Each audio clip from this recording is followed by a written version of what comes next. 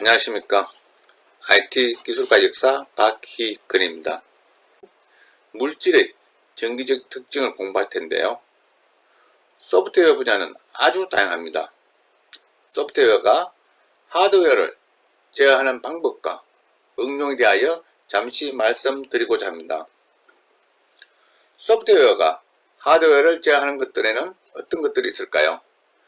요즘 급격히 발전하고 있는 자율주행 자동차, 기계, 선박, 항공기, 우주선 등 기계적 장치를 제어하는 것에서부터 텔레비전, 냉장고의 온도, 습도 제어, 전기 제어, 소형 전자 제품에 이르기까지 우리가 일상생활에서 보고, 듣고, 말하고, 느끼는 것 모두가 소프트웨어가 하드웨어를 제어하는 내용이 거의 다 들어있는 것이죠. 물론 게임 소프트라든지 유튜브 같은 동영상 콘텐츠 소프트웨어, 통계 작성 소프트웨어, 주식 거래 소프트웨어, 안드로이드 어플 등 하드웨어를 제어하지 않는 시스템도 많죠. 앱, 웹, OS 등을 순수 소프트웨어라고 합니다. 공식적인 표현은 아니라고 할지라도 실무에서는 이렇듯 소프트웨어는 PC 소프트웨어와 하드웨어를 직접 제어하는 인베디드 소프트웨어 두 부분으로 크게 나누어집니다. 하드웨어를 제어하는 인베디드 소프트웨어, 즉 스마트폰에서 원격으로 드론을 제어 조종한다든지 스마트폰 내부의 CPU가 LCD를 제어하기도 하고 레코더 모니터링 및 제어하기도 하고 카메라 동작 상태도 제어하기도 하고 와이파이도 제어하고 그리고 교통카드 RFID 등이 있겠습니다. 또 다른 분야에서는 전기, 가스, 상하수도, 사용량을 디지털 메타계에서 데이터를 수집하는 장치를 개발하여 그 장치에서 데이터를 받아 요금을 산정한다든가 또는 공장에서 자동 생산 시설, 가축의 건강관리 체크, 반려견 관리 시스템 등 아주 다양하고 중요한 역할을 하고 있죠. 어쩌면 이런 인베디드 소프트웨어가 여러분들이 좀 더 관심을 갖고 준비를 해야 하지 않을까 하는 개인적인 생각입니다. 물론 순수 소프트도 중요하죠. 그래서 하드웨어를 제어하는 대표적인 학습 도구인 아두이노를 소개하는 시간을 만들 계획입니다. 오늘 강의부터는 공과대학에서 일상적인 상식이기도 하고 IT 기술의 기초이기도 한 용어의 개념과 기본 이론을 이해할 수 있는 시간을 갖도록 하겠습니다. 상식적으로 공대생들이 도체, 부도체의 개념은 정확히 구체적으로 알고 계셔야 할 것 같습니다. 도체, 부도체 파라메타만으로도 고등학교에서 화학 시간에 배웠던 주기율표에 나오는 원소의 종류, 물질의 특성을 구분할 수 있습니다. 도체는 전기가 통하는 것이고 부도체는 전기가 통하지 않는 것이라고 말하는 것은 중고등학교 때 배웠던 것이고 이제는 공학을 공부하는 학생으로서 왜 어째서라는 의문을 가져야 할 것입니다.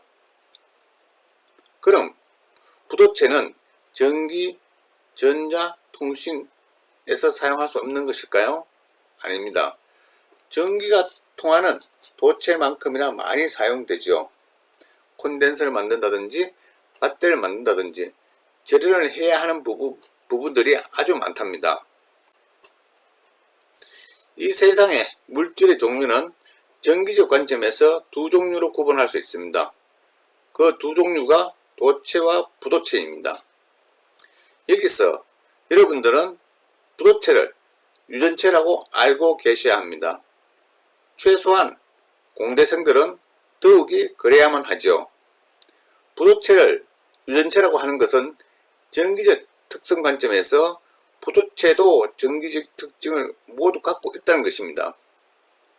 종이, 나무, 고무 등 부도체이지만은 전기적인 특징을 갖고 있다는 것이죠. 도체의 전기적인 특징은 자유전자 양, 즉 도전율이 물질의 특성을 결정합니다. 부도체인 유전체는 물질을 내부적으로 들여다보면 양전하와 음전하가 서로 상쇄되어 전하가 0이 되어 있습니다. 그래서 혼자 내버려 두면 전기적으로는 아무런 특징을 갖고 있지 않습니다. 문제는 외부에서 충격을 줬을 때, 즉 전기를 걸어 주었을 때에 분극 현상이 일어나는데 이 분극 현상의 정도를 유전율이라고 합니다. 이 유전율이 부도체 즉 유전체의 전기적 특징을 구분 지을 수 있는 것입니다. 그럼 도체와 부도체에서 물질의 종류와 특징을 구분해 봅시다. 도체에는 많은 종류들이 있죠. 예를 들어 금, 은, 구리, 탱슨텐, 철, 알루미늄 등이 있고요. 부도체 역시 많은 종류들이 있죠. 종이라든지 나무라든지 고무라든지 플라스틱.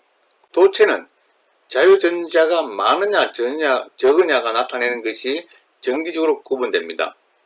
이 파라미터가 도전율이라고 하는 것이죠. 자유전자의 개수, 즉 도전율에 따라서 그 물질의 특성이 정의됩니다. 이 도전율은 물질에서 전류가 잘 흐르는 정도를 나타내는 물리량으로 비저항의 역수입니다. 도전율이나 전도율은 같은 말이고요. 얼마나 도체가 전기를 잘 통하게 하느냐입니다. 아래 주기율표에서 보듯이 도전율이 원소에 따라 다른 값을 가지고 있는 것을 확인할 수 있을 것입니다. 이것이 바로 각 원소가 가지고 있는 자유전자의 양인 것입니다. 여기서 잠시 저항을 생각해 봅시다. 저항은 우리가 아주 많이 들어본 것들이죠. 전류의 흐름을 방해하는 파라미터이죠. 다시 말하면은 전류의 흐름을 방해하는 저항과 전류를 잘 통하게 하는 도전율의 역수관계가 되는 것이죠. 부도체는 즉 유전체는 유전율로 전기적인 특징을 알 수가 있습니다. 입실론이죠. 즉 유전율로서 유전체의 특징이 정의된다는 것입니다. 물질을 가장 작은 알갱이로 쪼개어졌을 때의 그 원자인데 전기가 통하지 않는 물질을 아주 작은 알갱이로 잘게 쪼개보면은 전기 쌍극자 뭉치들이 있습니다. 플러스 마이너스로 구성되어 있죠. 여기에 전기를 가하면 분극을 일으키는데 이게 물질마다 다릅니다. 물질마다 다르게 수학적으로 표현하는 입실론 값, 즉 유전율입니다. 부도체의 물질의 종류에서 부도체를 표현할 수 있는 방법은 유전율밖에 없다는 것입니다.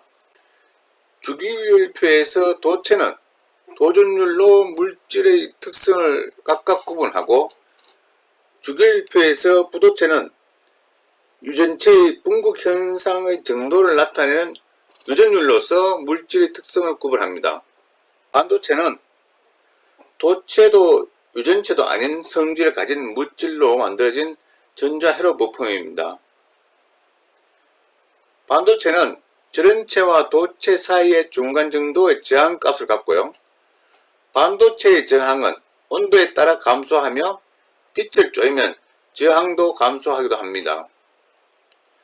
순수한 반도체의 전기 전도도는 매우 낮고 그러나 도핑이라고 부르는 의도적인 불순물을 첨가하면은 반도체의 전기적인 특성을 변화시켜 전도도를 크게 변화할 수가 있습니다.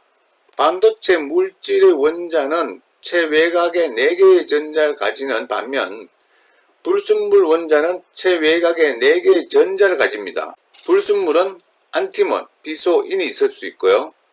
소량의 불순물의 농도는 반도체 물질의 기본적인 금속적 성질에는 영향을 주지 않지만 정기적인 성질의 정기적인 변화는 시킨다는 것입니다.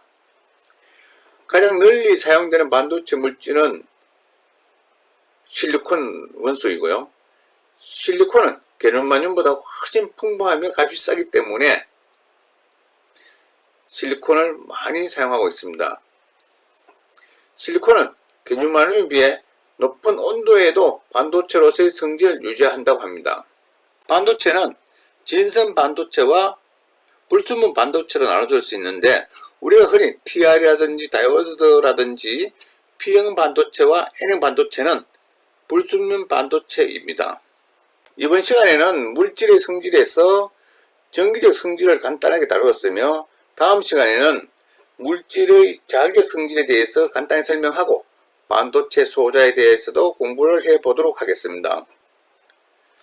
도체의 자유전자 이동은 전류의 흐름이고, 전류의 흐름은 자기장을 만들고 또 자기장은 전류를 만듭니다. 전류와 자기장은 항상 공존하죠. 지구가 자전운동을 하듯이 자유전자가 도체를 이동하면서 회전을 하는데, 이 회전축이 자석의 N극과 S극입니다. 이 자석의 N극과 S극의 전류를 인가하면은 저항의 변화를 가지고 하드디스크를 읽고 쓰는 원리를 만들게 되는 것이죠. 그럼 자석의 N극과 S극이 어떻게 이용이 되어서 읽고 쓰고 할 수 있을까요? 그 방법에 대해서는 차차 설명해 보도록 하겠습니다. 용어가 생소하게 어렵게 느껴질 수도 있는데요. 상식선상에서 이러한 것들이 있구나 할 정도로 생각해도 됩니다. 그래도 공대생들은 물질의 구분 정도는 해야 되겠죠.